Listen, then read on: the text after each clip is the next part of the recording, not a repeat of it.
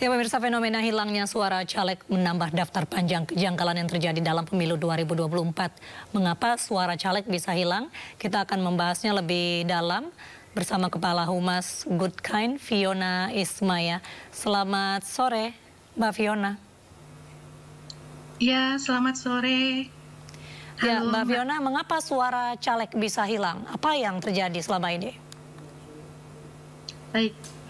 Sebelumnya terima kasih sudah diundang kemari ya. Saya mewakilkan ya. Kita sudah mendengar ada banyak laporan ya dan video-video di mana masyarakat menunjukkan perubahan atau ada pergerakan suara caleg-caleg yang naik dan turun ya. Nah, ada beberapa yang perlu diketahui, pahami dulu nih oleh masyarakat. Ya. Pertama, saat ini masyarakat bisa melihat angka perolehan suara sementara yang di KPU lamannya bisa diakses juga lewat aplikasi goodkind.id atau lewat website ya. Di situ masyarakat bisa dengan mudah melihat suaranya, cukup memasukkan lokasi mereka, kota dan kecamatan, lalu klik cari dan akan muncul suara-suaranya. Nah, permasalahan kok bisa ada suara yang hilang? Ya, sebenarnya perlu dipahami. Sistem Sirekap ini bekerjanya itu mengkonversi data dari hasil ke dalam angka.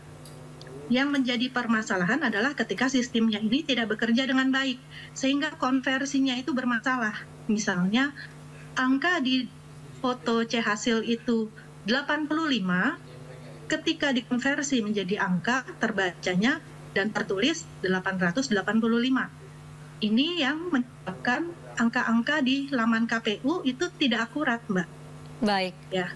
Berarti memang lebih ada kesalahan. Tapi sebelumnya Mbak Fiona, kita juga sudah terhubung dengan Mbak Vena Melinda selaku caleg Partai Perindo. Selamat sore Mbak Vena.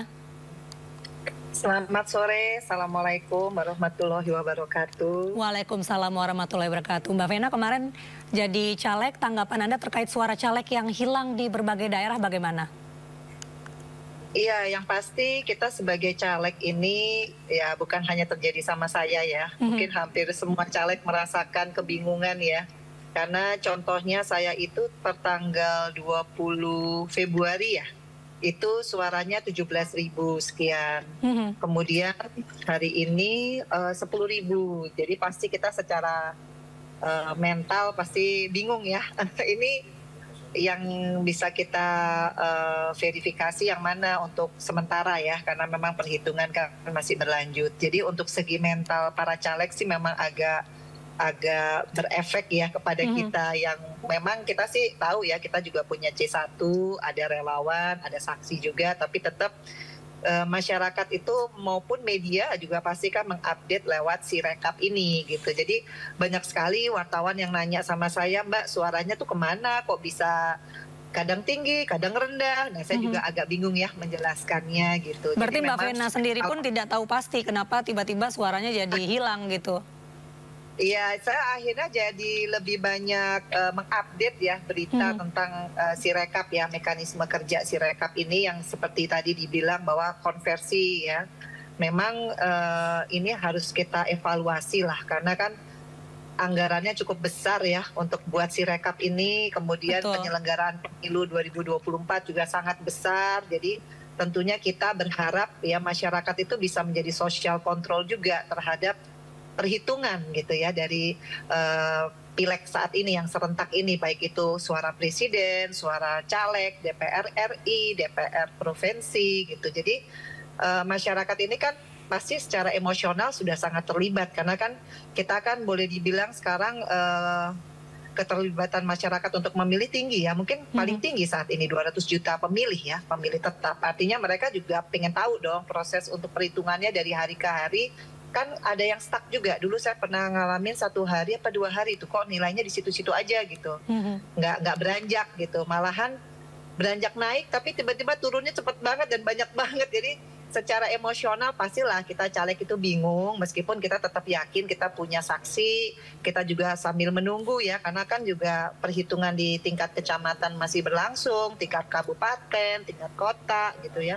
Tapi Baik. tetap ini menjadi indikator sih bagi masyarakat juga gitu loh. Ini menjadi tanda tanya besar, tapi kalau menurut dari Mbak Fiona sendiri, bagaimana Mbak Fiona menilai Mbak jalannya Vena. rekapitulasi suara pada pemilu tahun ini, Mbak? Ya, selamat sore Mbak Vena Melinda. Oh ini Mbak Fiona, sorry aku Vena. Ya maaf Iya. maaf Mbak Fiona. Nggak apa-apa. Ya, jadi bisa dipahami ya kalau caleg itu jadi naik turun ya ininya secara mental, secara emosi ya. Iya, Tidak hanya Mbak Vena, tapi banyak, hampir semua caleg seperti itu. Karena apa? Karena ini ada kurangnya sosialisasi dari KPU kepada masyarakat. Semestinya dijelaskan dulu bahwa angka yang ada di laman KPU itu adalah angka sementara dan belum valid atau sahih ya. Karena harus melalui proses verifikasi dulu. Dan ini baru diketahui ada problem pembacaan datanya salah. Ya, sementara masyarakat menganggap oh itu yang mengeluarkan KPU. KPU kan mewakili pemerintah. Jadi caleg dan masyarakat menganggap ini hasil yang sudah benar gitu. Sehingga yang seperti Mbak Vena alami, kemarin suara saya sekian, kok hari ini berubah ya. Itu karena kurang pahamnya bahwa ini adalah angka sementara, jadi merasa down ya. Ada juga bahkan caleg yang sampai merasa frustrasi gitu. Kemarin 200.000, sekarang 100.000, itu 100.000 kemana ya? Nah, tapi kalau kita pelajari dan pahami lebih lanjut, sebenarnya angka-angka yang kemarin itu adalah angka-angka yang belum valid ya. Baru diketahui oh banyak errornya. Jadi di sini saya ikut menghimbau masyarakat ya, dan para caleg jangan langsung percaya angka-angka yang kemarin. Mungkin sebagian besar sudah benar tapi banyak juga yang salah. Dan ketika diperbaiki angka-angkanya ada yang berubah. Jadi kalau berubah ini belum tentu artinya hilang ya, tapi ternyata sudah diperbaiki gitu, konversinya diperbaiki.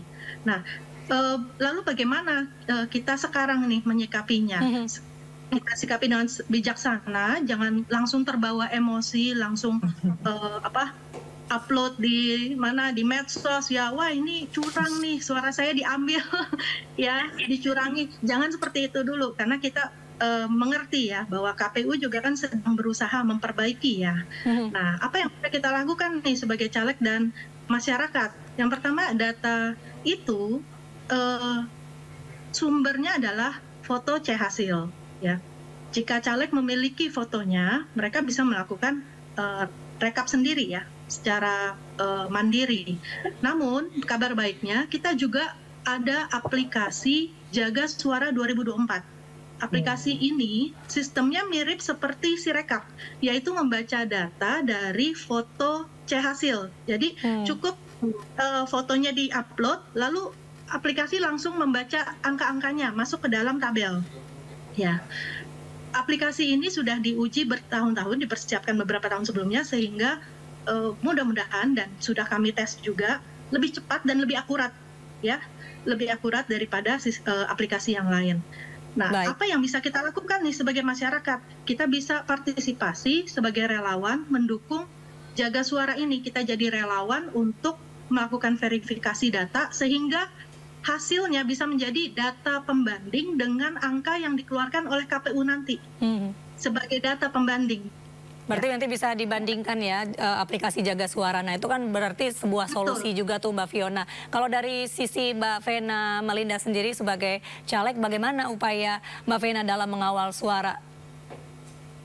Iya, alhamdulillah memang kita kan juga punya relawan, ada saksi juga yang mengawal suara ya, baik suara caleg maupun partai ya. Jadi kita juga sama-sama kok turut mengawal semua ini gitu ya, sehingga nanti prosesnya semua selesai 100%. Tapi intinya ya tetap yang namanya teknologi baru itu mungkin kita harus ada, seperti tadi Mbak Fiona bilang, pertama sosialisasi, kemudian yang kedua mungkin BIMTEK kalau nggak salah udah ada ya anggaran BIMTEK-nya ya. Jadi mungkin gimana caranya kita teknologi ini supaya membuat kita masyarakat tuh nggak bingung ya. Memang saya aja yang istilahnya caleg gitu ya, baru pertama ngerasain perhitungan yang membuat jantung jadi naik turun ya.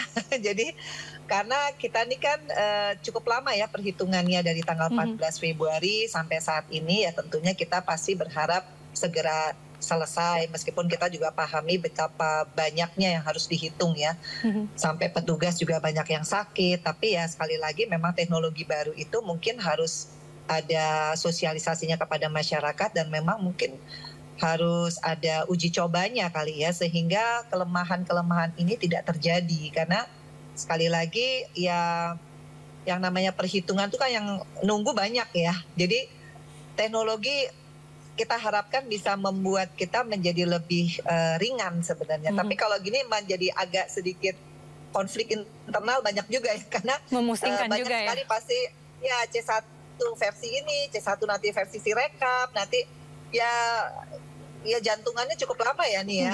Mudah-mudahan segera selesai aja gitu. Itu aja sih harapan saya, bahwa KPU juga harus mengevaluasi juga gitu ya, bahwa teknologi yang baru ini, ya saya mungkin kurang paham ya tentang bagaimana kinerja teknologi dari Sirekap ini. Tapi intinya ya dengan anggaran yang begitu besar, ada BIMTEK juga, mungkin sosialisasi harus lebih diakses ya sama masyarakat, sehingga masyarakat tidak berspekulasi, terutama media. Kan sekarang media sudah menyimpulkan malahan gitu ya. Kalau kita sih nggak pernah menyimpulkan, tapi media sudah menyimpulkan dari Sirekap kan sebetulnya. Siapa yang masuk, siapa yang enggak. Padahal sebenarnya Mbak Fiona tadi bilang bahwa ini bukan yang valid, masih dinanti kan. Masih dalam perhitungan dan perbaikan juga. Ya, ada perbaikan. Sampai kapan kira-kira Mbak kira-kira selesainya? Ya betul, masih perlu diverifikasi lagi ya. Untuk kapan selesainya itu yang bisa menjawab adalah pihak KPU. Tapi seperti yang tadi saya sebutkan, ada aplikasi lain ya yang membantu masyarakat untuk membandingkan nih hasil suara KPU nanti apakah betul ya, yaitu aplikasi Jaga Suara salah satunya. Nah, seberapa valid Mbak si aplikasi Jaga Suara ini dibandingkan Sirekap nantinya? Kemarin saya dan rekan kami sempat uji coba ya, jadi kami upload foto untuk angka caleg ya. Jadi satu partai gitu, satu halaman kita upload, dia membaca semua angka caleg itu dengan tepat. Hanya ada satu kolom yang terakhir yang di bawah, yang kolom disabilitas itu mungkin masih agak salah baca. Tapi yang mengupload ya, kami pihak yang mengupload bisa langsung mengoreksi, oh ini salah ini. Jadi langsung diverifikasi oleh yang upload. Jadi kalau berarti sejauh ini lebih cepat dan tepat dari Sirekap? Jauh lebih cepat, jauh lebih cepat. Apalagi banyak petugas KPPS ya, petugas di TPS itu yang mengakui kalau pakai Sirekap waktu itu agak terhambat ya, agak lama. Nah kalau pakai Jaga Suara ini syukurlah jauh lebih cepat dan lebih lancar. Boleh dicoba nanti Mbak, Jaga Suara 2024. Berarti setidaknya ada pembanding ya. Tapi Mbak Vena, selain kasus suara hilang, apakah Mbak Vena dan juga relawan menemukan kejanggalan lain? Iya, kita juga selama ini relawan dan juga saksi dari baik saya maupun Partai Perindo tetap menggali ya, tetap menggali, tetap mengawasi, tetap mengawal. Ya semuanya kan masih berproses ya Mbak, memang kita harus sabar, tapi saya setuju bahwa kita harus coba juga itu yang satu lagi ya, Jaga Suara, karena saya juga baru tahu nih kalau nggak diundang untuk acara ini, saya juga belum tahu. Memang sosialisasi ini penting sih Mbak gitu, karena Mbak jangankan masyarakat awam gitu yang cuma milih, saya aja yang caleg baru tahu kalau ada selain Sirekap ya, karena kan ya masalah sosialisasi penting banget, karena kita kemarin sangat terombang-ambing dengan nilai-nilai yang berubah setiap hari gitu. Kalau nambah sih nggak apa-apa, kalau yang kurangnya banyak gitu loh. Aduh gimana ya rasanya. Tapi ya alhamdulillah kalau memang ada Jaga Suara, mudah-mudahan ini lewat acara ini masyarakat juga bisa ada option ya untuk melihat rekapitulasi dari suara baik presiden maupun DPR gitu. Iya. Baik, kalau dari Mbak Fiona sendiri memang aplikasi Jaga Suaranya hanya fokus kepada suara atau ada kejanggalan-kejanggalan lain yang bisa juga melalui Jaga Suara aplikasi ini? Kalau dari segi performance-nya ya kami yakin Jaga Suara itu bisa diandalkan ya, karena persiapannya sudah bertahun-tahun oleh tim IT yang berpengalaman, dan kami sudah tes juga, sudah uji coba ya. Untuk kendala kami sebenarnya hanya ada Dua, satu, kami membutuhkan banyak relawan dari masyarakat untuk ikut serta berpartisipasi memverifikasi angka, ya, memverifikasi angka dan mengupload foto-foto C hasil yang mereka miliki. Nah, yang kedua adalah ketersediaan foto C hasil ini. C hasil ini kan sebenarnya dimiliki lengkapnya oleh pihak KPU ya. Nah, di laman KPU, foto C hasil ini juga belum lengkap. Kalau dilihat ya, dibuka TPS di daerah-daerah, masih banyak yang fotonya itu belum diproses, artinya belum diupload.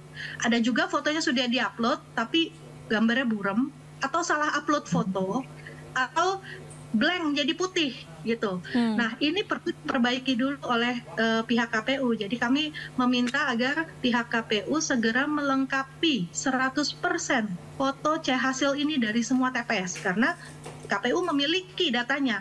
Tolong ini disediakan di laman KPU supaya bisa diakses oleh siapa saja termasuk jaga suara. Dan dengan begitu kami bisa menjalankan fungsi kami sebagai pemberi data pembanding.